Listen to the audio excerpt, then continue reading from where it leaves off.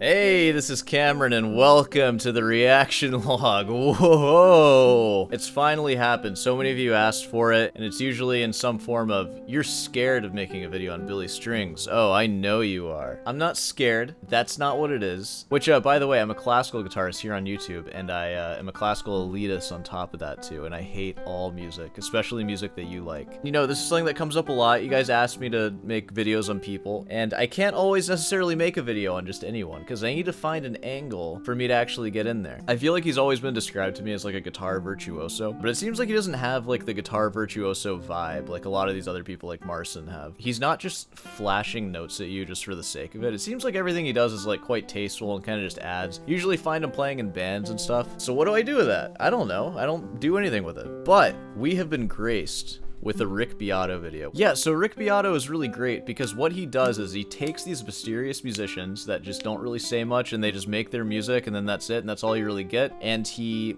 humanizes them through an interview, which then gives me my angle. I can now get in there and say stuff. That is exactly what we're doing here today. We're watching a Rick Beato interview. So, without further ado, let's start the hate parade on Billy Strings. Billy Strings is one of the finest guitar players in the world. Yeah, dude, screw all those classical performer virtuosos. Yeah, whatever, man. I wonder if Rick is considering them. How do I know that? Because he sat back there the other day and blew my mind playing some... That's how you know? You know there are guitar players all over the planet, right? Just because they're in your studio does not mean that they're the best. Billy Strings is very good, though. I'm not trying to take that away from him. I'm just saying, there's a lot of people on Earth. Good to have you here. Man, so good to be here. Man, you guys really dressed up for this interview, huh? Wow. Yo, welcome. Really? Thank you. I like that they just give him a guitar for the interview. That's a good way to do it. They didn't do that for Willow. They had the guitar sitting over there. I always wondered, I've been listening to you for years, and I know that your dad was, he taught you how to play the guitar, right? Mm-hmm. Yep. How do you start doing it? Like, what did you learn at first? What did he teach you? I mean, it started before I remember, really. Like in my high chair and stuff, I had this little plastic toy guitar. It was about this big, and it was the 90s, you know, it had neon colored buttons. Right. Where the sound hole is here was a speaker, but it had these plastic ridges in the same direction as strings, you know. My dad gave me a pick, and I used to just scratch on that while he would jam. And I would, you know, and he'd be like, look at his right hand. That's a good move as a dad, because I hear this so much from people. Should I get my kid a ukulele? No. I would rather you get them a plastic guitar that doesn't even work over getting them a ukulele. That's right, I said it. Just play. No, I am just kidding about that. Ukulele's cool. It's, but you know, if you want to learn guitar, just get a guitar, right? I'm probably going to do that to my kids too, but instead of using a pick, I'm just going to make them use their fingers, and it's going to be Villa-Lobos Etude 1. Post a comment if you're a dad. Did you do that? He's gonna be a picker, you know. And he would... Yeah, I'd be so ashamed. We lived in a trailer park in Portland, Michigan, and my dad and his friend Gerald, they'd have a few beers and pick in the kitchen, and I'd be sitting... Oh, dude, I'm sure their wives were happy with that. I'm sure it was just a few beers. Playing guitar in the kitchen? Oh, God. And they're trying to jam along. From there, you know, when I was about 4 years old or something, we were walking through this antique store. They set you up like you're a freaking Russian virtuoso, starting you when you were like half a year. My lord. I just saw this guitar, and it was just like, I need it, you know, and I kicked and screamed and threw a little fit on the floor. And... Yeah, I've done that exact same thing. I know how it is. The equivalent of kicking and screaming as an adult is just spending all the money in your bank account. This whole lady that ran the place was like, well, how much do you got? You know, and my dad only had like 30 bucks or something. And she's like, I'll take 30 for it or whatever. So he bought me my first guitar. It was one of those house brand, it wasn't a Stella or a Silvertone or anything like that. The name on it was Norma. Norma. The luthier's name was Norma. Metal bridge that came up to about here, and then, you know, and the painted on wood grain, you know, grill marks. It's awesome. I would later smash that guitar in a drunken, just, you know, it's like my... I assume a lot later, right? You're like a kid in this story. Later that night, I had a few too many. It was a victim of just the crazy times. Yeah, that's okay. I'm not a sentimental guy either. You should just get rid of all your guitars. I kind of have a fantasy of just being a one guitar man, you know? It's such a common thing as guitarists. We just end up with 15, like, kind of crappy guitars. Just have one guitar. Just one freaking $9,000 guitar. I just call it a life after that, and that's just it. But yeah, on that guitar, I probably... Like, look at Rick over here. Rick is a victim of it, too. He spent, like, $2,000 probably on each of these guitars, and they all sound exactly the same. They're all the same freaking brand. Manufactured Gibsons. And so, yeah, he taught me G, C, and D, and probably A, you know, E, maybe. Started to learn some chords, and then he could teach me fiddle tunes. Tunes like Beaumont Rag, Salt Creek, and stuff like that. Dude, fiddle tunes. My dad never taught me those. I was his little rhythm player, you know, from the time I, you know. What an excellent reason to have a child. Play my Alberti bass for me, boy. 5 years old or something, and by the time I was 6 or 7, I could hang on a couple tunes, you know. Right. Beaumont Rag. I mean, that one was really informative for me in that when I was learning it, I kept messing it up, right? Okay. And I'd get to the B part and I'd screw it up every time. And finally, It's always the B part, man. Nobody screws up the A. right in the middle of the song, I was just like, stop, just stop. And I go, why don't you just play it and let me listen? And so the song was, you know, Beaumont Rag. It's like this.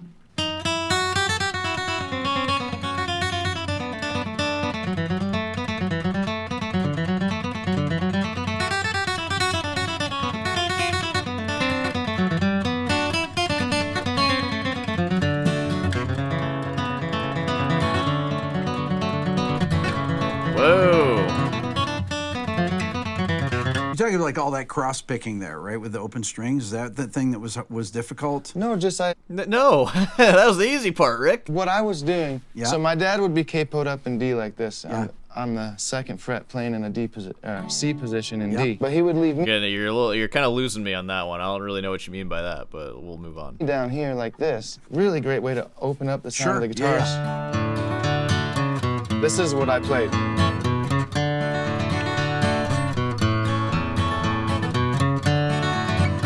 And so how I was learning that at first was I was counting, okay, D, 2, 3, 4, A, 2, 3, 4, D, and then G, and then I was trying to count and stuff, you know? Oh god, it's all coming full circle from the Willow Smith one. Real musicians don't count. You don't know anything, Cameron. And I couldn't count, you know? So I said, stop and just let me listen. And so I listened to what he was doing, you know. He was going,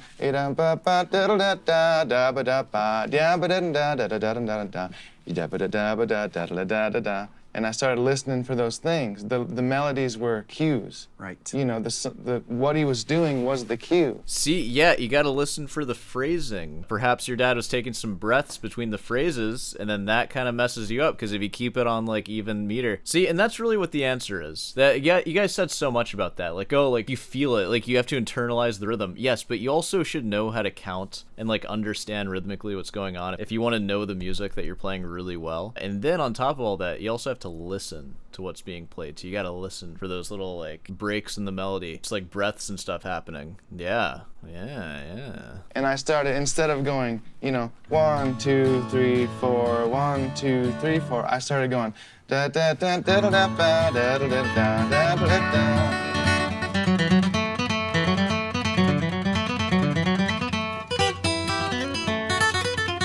And then this. I know when my dad goes, that's my turn to go. You know what I mean? Yeah. Dude, can we get a Billy String's dad up in this interview sometime? He sounds really good. So after that, I listened to him play it through. And I go, okay. And the next time through, I nailed it. You know, he just started laughing, and he reached over and squeezed my little hand, you know, still holding my pick, and kind of tough, awesome. you know. He gave me my hand a little squeeze, and even called my grandma on the phone. It was like, listen to this kid, you know. And we played it for grandma over the phone. Proud of me, you know. And that was a big moment. Must be nice. I'm just kidding. My dad is proud of me. I know. Can you guys believe that? My dad is actually proud of me. Let that sink in. Freaking YouTube commenters. My dad was like my hero, you know. He wore Levi's, I wore Levi's. He wore a ball cap, I wore a ball cap. I mean, to be fair, those are pretty ordinary things, but I hear what you're saying. Hey, dude, my dad wore pants, I wore pants. My dad drank beer, I drink beer, all right? He would, like I said, he'd have a couple people over and be playing songs, and everybody's standing around. Everybody's smiling and laughing and having a good time and loving these songs. And I saw that from even a young age how much joy he was bringing to people. And he's like, man, everybody loves my dad, you know? That's awesome. Because he's just a jolly guy sitting there playing songs, and who doesn't love that, you know? Right. Who doesn't want to hang with that guy? Yeah, guys, come on. I'll play songs for you. Just hang out with me. I'll play you Soar Mozart variations, fugue. Dude, is that the audience over there? Dude, look at all my friends. They took me to a bluegrass festival. I must have been about 4 years old. Dude, oh my, wait, hold on. Is all this? We've only gotten 4 years into his life. He's already mastered that one song that he played. All right, dude. This, he's got a bright future ahead of him at this rate. Charlotte Bluegrass Festival up in Michigan. Ralph Stanley was there, Jim and Jesse. I think maybe Larry Sparks might have been on that bill. Now, did your dad know any of them or not? Rick's asking a question right here. He's trying to find out exactly how good his dad was. Was your dad chilling with these guys? Let's see. Okay. They were. Rick's gathering info right now. He's a conniving guy, that Rick. He's smart though. He's smart. He asked the right questions. Gods to us. Yeah, they were Mount Rush. I mean, yeah. these guys are stars Yeah. to us. But yeah, I remember going to that bluegrass festival, and so I had heard Doc Watson's music, Bill Monroe's music, Flatt and Scruggs, Ralph and Carter, and the Osborne Brothers, and Larry Sparks, Jimmy Martin, stuff like that. Around my house on records, I heard my dad playing those songs. I played those songs, you know, just all the classic bluegrass songs. But when I went to that bluegrass festival, I heard it live. Yeah. And I seen those guys in their suits with their hats, gold-plated old Gibson Master Tone banjos, stepping up to a mic. It was gangster, dude. Walked through the crowd like, you know what I mean? They were tall, and they carried these banjo cases, and they just looked so good. And then they get up on stage, and I'm hearing twin fiddle, you know, or banjo, like I said, stepping up into a 57, coming through a PA, three-part harmonies ripping, you know, and it's just like, I was floored. Right. I mean, it was like the moment when I was a little kid when I saw the fire truck or the policeman or the whatever. It was like, I want to be a policeman, or I want to be like, no, I want to do that.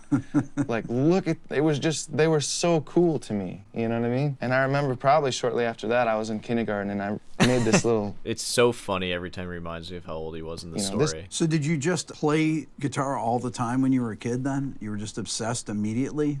Pretty much. You know, there was a lot of picking, like I said, around my house. There was this campground that was owned by a dear friend of ours. His name was Brad Lasco. That's not to be confused with the bipedal deer that happens to also be around. He was my dad's, like, best friend. So a lot of times it was me and my dad and Brad. Sometimes there'd be a bass player or somebody else that would come join, but Yeah, who cares about that though, right? Bass players come and go. all night, you know, and him and Brad would sing songs. I didn't sing a lot. Like I said, I played rhythm for the first several years of, I mean, until I was a teenager, really. Right. Which was really formative for me, and I got to listen a bunch. Yeah. I got to listen to those melodies, and I got to listen to the vocal harmonies, because I was just playing rhythm, but what I'm really doing is listening to the, just like on Beaumont Rag. Yeah.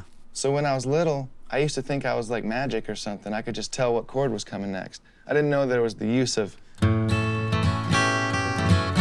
you know, seventh chords and stuff like that. I didn't know the song, and I'd just be like, oh, I think there's a C chord coming up next, and I'd hit it, and wow, how did I know that? Yeah. Man, that's a pretty interesting thing. I don't think I knew that before I knew what a dominant chord was and just its function and how it resolved. I feel like that'd be such an easy thing to just say. Like, did you know that dominant chords resolve to major or minor chords? And then it's just kind of done after that. It's like if you ever hear a major chord turn into a dominant chord, you know it's going somewhere. It's not just going to stay there. So yeah, I learned just by ear and by picking and just hearing the songs, and bluegrass harmony, you know, like vocal harmony, was a thing that kind of seeped into my heart and soul early on.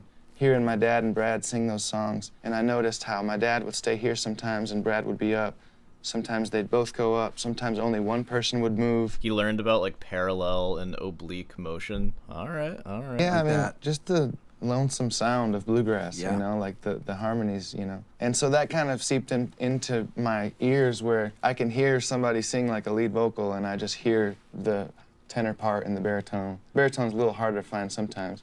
And sometimes if the chords are moving around a lot, it's a little harder. But for the most part, it's like I can just hear the harmony, you know, and I have been able to since I was a little kid, kind of just knowing where, okay, well, if you're singing here, and I'm on tenor. This is my part. That's why you got to be really careful who your kids are listening to. Be smart with your children. Only show them the best. That's a really good point. I'd like to take a second to... Hey, I'd like to take a second to end this episode because it's getting warm in my apartment. We're only 10 minutes into it out of an hour, so we got like 6 episodes coming up on this thing, which is exciting for all of us, I think. Anywho, that was this one. We're gonna go ahead and wrap it up here. So, you know, if you made it this far, be sure to subscribe and leave a like. I teach guitar lessons. I'm fully booked right now, but if you want to be on the waiting list, go ahead and send me an email. And of course, if you want some merch, head on down over to Rootin's Delight. Pick yourself up a sore sweatshirt if you want, or a sore shirt or whatever. Stickers, boom, there are stickers there. You can buy those. Bream team, boom. You guys like Bream? All right. I'll see you in the next one.